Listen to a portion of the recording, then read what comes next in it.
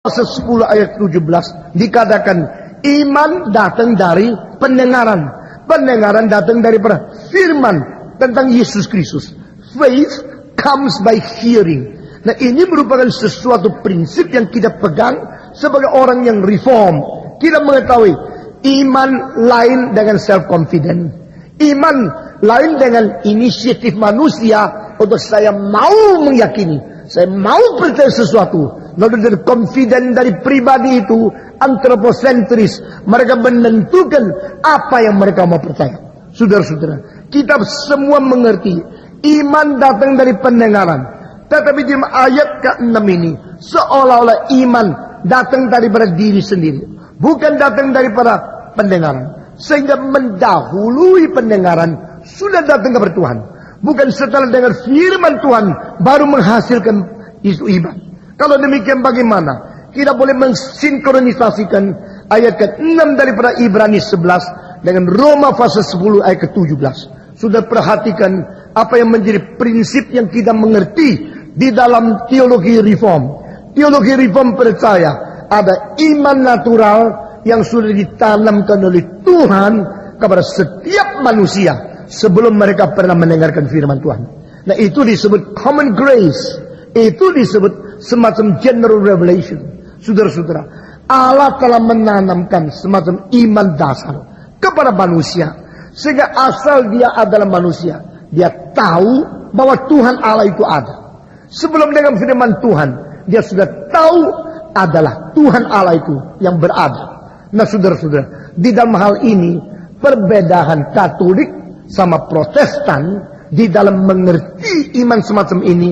Katolik mengatakan itulah sebabnya hanya melalui rasio saja tanpa anugerah tambahan manusia cukup mempunyai daya membuktikan Allah ada. Nah, saudara-saudara, ini adalah sesuatu yang ditegas oleh Katolik sampai pada Konsili Vatikan yang kedua tetap dipertahankan. Dan justru ini adalah perbedaan yang sudah dilontarkan oleh para reformator kira-kira 500 tahun yang lalu. Saudara-saudara, baik Martin Luther maupun Johannes Calvin atau Zwingli, mereka tidak percaya bahwa manusia tetap mempunyai rasio yang berdaya penuh untuk mengenal Allah dengan inisiatif sendiri.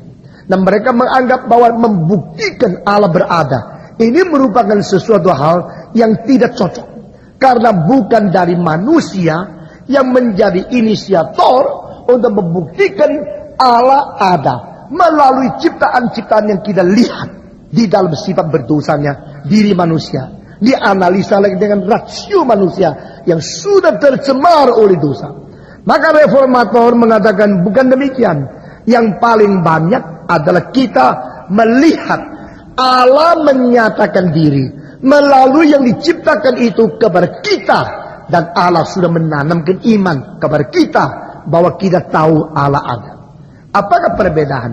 Perbedaan adalah orang-orang dari reformasi percaya ini bukan bukti dari manusia, tapi ini adalah wahyu dari Allah. Nah, saudara-saudara, perbedakan dua istilah ini.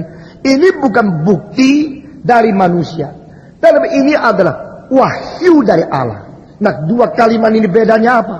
Wahyu dari Allah berasal dari Allah.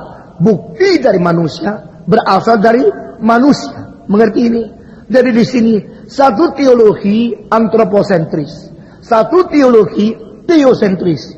Yang berasal dari Allah adalah karena Allah rela memberikan pengertian kepada manusia bahwa dia itu ada. Manusia boleh percaya bahwa dia ada. Dan kepercayaan itu adalah kepercayaan bukan sesudah bukti, tetapi sesudah penyataan. Bukti dari manusia, penyataan dari Allah. Bukan dari manusia sebagai pusat, tetapi dari Allah sebagai pusat. Ini perbedaannya. Kedua, apakah yang dibuktikan bidangnya sama apa yang diwahyukan bidangnya sama? Jawaban sama. Jadi baik Katolik maupun reformasi sama-sama membicarakan satu wilayah yang sama-sama, satu wilayah yang sama-sama, tapi dengan metode yang berbeda. Nah, saudara-saudara kalian, orang Katolik mengatakan melalui rasio mengerti alam, lalu kita membuat bukti untuk membuktikan Allah ada. Nah, tidak perlu kuasa, tidak perlu anugerah baru lagi dari Tuhan. Karena manusia yang sudah jatuh dalam dosa masih mungkin membuktikan Allah ada. Masih mungkin membuktikan Allah ada. Dengan apa? Dengan rasio. Di dalam wilayah apa? Di dalam wilayah ciptaan.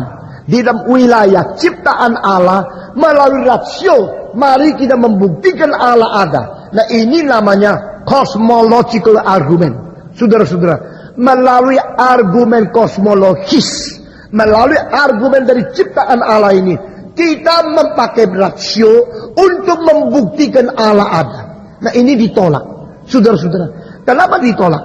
Karena orang-orang reform mengatakan kejatuhan dalam dosa mempunyai efek-efek yang luar biasa besarnya.